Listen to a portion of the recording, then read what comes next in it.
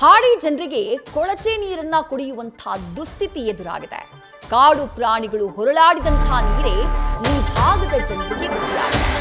ಎಲ್ಲರೂ ಕೂಡ ಶುದ್ಧ ನೀರನ್ನ ಕುಡಿತಾ ಇರುವಂತಹ ಈ ಕಾಲಘಟ್ಟದಲ್ಲಿ, ಹಳ್ಳಿಗಳಲ್ಲಿ ಶುದ್ಧ ನೀರಿನ ಘಟಕ ಇರುವಂತಹ ಈ ಕಾಲಘಟ್ಟದಲ್ಲಿ ಮೈಸೂರು ಜಿಲ್ಲೆಯ ಹೆಚ್ಡಿಕೋಟೆ ತಾಲೂಕಿನ ಹಾಡಿ ಜನರ ಗೋಳು ಮಾತ್ರ ಕೇಳೋರೇ ಇಲ್ಲ ಅನ್ನುವಂತಾಗಿದೆ.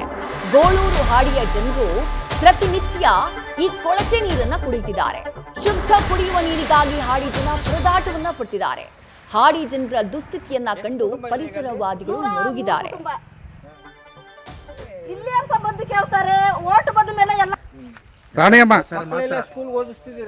ಇಲ್ಲ ಸರ್, ನಮ್ಮ ಮಕ್ಕಳೆಲ್ಲ ಎಲ್ಲಿ ಓದ್ತಾ ಇದ್ರು, ಎಲ್ಲ ಬಿಟ್ಟು ಕೂಲಿಗೆ ಹೋಗ್ತಾ ಇದ್ದಾರೆ. ಎಲ್ಲಿಗೆ ಕೂಲಿಗೆ ಹೋಗ್ತಾರೆ ನೋಡಿ, ಅದು ಒಂದು ಹುಡುಗಿ, ಒಂದು ಹುಡುಗ ಕೊಡುಗೆ ಕೆಲ್ಸಕ್ಕೆ ಹೋಗಿದ್ದಾನೆ. ಓದ್ತಾ ಇದ್ರು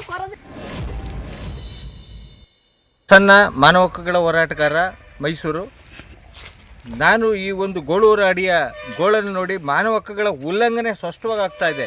ಮೂಲಭೂತ ಸೌಕರ್ಯಗಳ ವಂಚನೆ, ರಾಜ್ಯ ಸರ್ಕಾರ ಮತ್ತು ಜಿಲ್ಲಾಡಳಿತದ ನಿರ್ಲಕ್ಷ್ಯತೆಯಿಂದ ಕುಡಿಯೋ ನೀರಿಗೆ ಕೂಡ ಇಷ್ಟೊಂದು ತೊಂದರೆ ಇದೆ. ಕುಡಿಯೋ ನೀರು ಅದೇನೆ, ಎಲ್ಲ ಪಾತ್ರೆ ತೊಳೆಯೋದು, ಬಟ್ಟೆ ಒಗೆಯೋದಕ್ಕೆ ಎಲ್ಲದಕ್ಕೂ ಒಂದೇ, ಪ್ರಾಣಿ ಪಕ್ಷಿಗಳು ಕುಡಿಯೋದಕ್ಕೂ ನೀರು ಅದೇನೆ.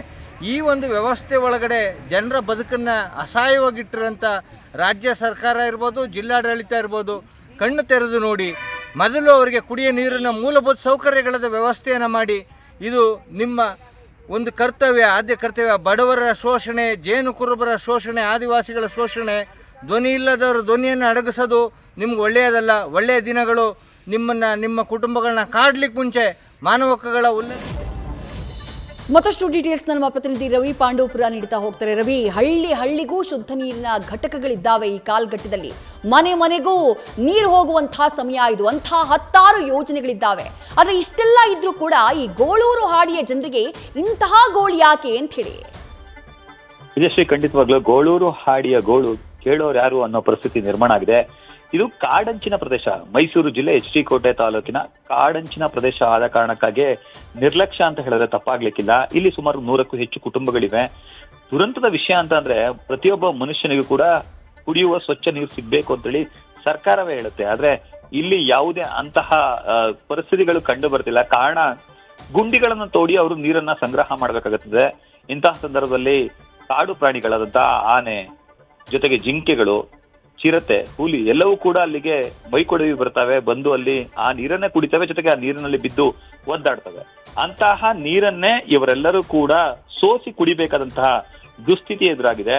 ಈ ಸಂಬಂಧ ಸ್ಥಳೀಯ ಗ್ರಾಮ ಪಂಚಾಯತಿ ಅಧಿಕಾರಿಗಳಿಗಾಗ್ಬೋದು, ತಾಲೂಕು ಆಡಳಿತಕ್ಕಾಗ್ಬೋದು ಮನವಿಯನ್ನ ಮಾಡಿದ್ರು ಕೂಡ ಯಾರು ಕೂಡ ಆತ ಗಮನವನ್ನೇ ಹರಿಸೋದಿಲ್ಲ. ಕಾರಣ, ಇದು ಕಾಡಂಚಿನ ಪ್ರದೇಶ ಮತ್ತೆ ಹಾಡಿ ಜನಗಳ ಮಾತನ್ನ ಯಾರು ಕೂಡ ಗಣನೆಗೆ ತೆಗೆದುಕೊಳ್ಳಲ್ಲ. ಅಂತಹ ದುಸ್ಥಿತಿ ಎದುರಾಗಿದೆ. ಹೀಗಾಗಿ ಪರಿಸರವಾದಿಗಳು ಆ ಸ್ಥಳಕ್ಕೆ ಭೇಟಿ ನೀಡಿದ ಸಂದರ್ಭದಲ್ಲಿ ಅಂತಹ ಅಮಾನವೀಯ ದೃಶ್ಯ ಅವರ ಕಣ್ಣಿಗೆ ಬಿದ್ದಿದೆ. ಇದನ್ನ ಕಂಡು ಅವರು ಬೇಸರವನ್ನ ವ್ಯಕ್ತಪಡಿಸಿದಲ್ಲಂತೆ ಮಾನವ ಹಕ್ಕು ಆಯೋಗಕ್ಕೆ ಕೂಡ ದೂರನ್ನ ಸಲ್ಲಿಸ್ತೀವಿ ಅಂತ ಎಚ್ಚರಿಕೆ ನೀಡೋದ್ರ ಜೊತೆಗೆ ಸ್ಥಳೀಯ ತಾಲೂಕು ಆಡಳಿತ ಕೂಡ ಮನವಿಯನ್ನ ಮಾಡಿದ್ದಾರೆ. ಕೂಡಲೇ ಗೋಳೂರು ಹಾಡಿಯ ಗೋಳನ್ನ ತಪ್ಪಿಸಿ ಅಲ್ಲಿ ಶುದ್ಧ ಕುಡಿಯುವ ನೀರನ್ನ ಕಲ್ಪಿಸಿ ಕೊಡಿ ಅಂತೇಳಿ ಅವರು ಮೊದಲಿಗೆ ಮನವಿ ಮಾಡುವಂತ ಕೆಲಸಕ್ಕೆ ಮುಂದಾಗಿದ್ದಾರೆ. ಒಂದ್ ವೇಳೆ ಅವರೇನಾದ್ರೂ ಸಕಾರಾತ್ಮಕವಾಗಿ ಸ್ಪಂದಿಸ್ತೀನಿ ಅಂದ್ರೆ ಖಂಡಿತವಾಗ್ಲೂ ಹಾಡಿ ಜನರ ಪರವಾಗಿ ನಾವು ಕಾನೂನು ಸಮರಕ್ಕೂ ಕೂಡ ಇಳಿತೀವಿ ಅನ್ನೋ ಎಚ್ಚರಿಕೆಯನ್ನ ಪ್ರಸನ್ನ ಅವರು ಜೊತೆಗೆ ವಕೀಲರಂತ ವಿ ರವಿಕುಮಾರ್ ಅವರ ತಂಡ ಸದ್ಯಕ್ಕೆ ಒಂದು ಎಚ್ಚರಿಕೆ ನೀಡುವಂತ ಕೆಲಸಕ್ಕೆ ಮುಂದಾಗಿದೆ. ವಿದ್ಯಾಶ್ರೀ, ಥ್ಯಾಂಕ್ ಯು ರವಿ ತಮ್ಮೆಲ್ಲ ಡೀಟೇಲ್ಸ್ಗೆ. ನ್ಯೂಸ್ ಫಸ್ಟ್, ನಿರ್ಭೀತಿಯಿಂದ ನಿಮ್ಮ ಪರವಾಗಿ.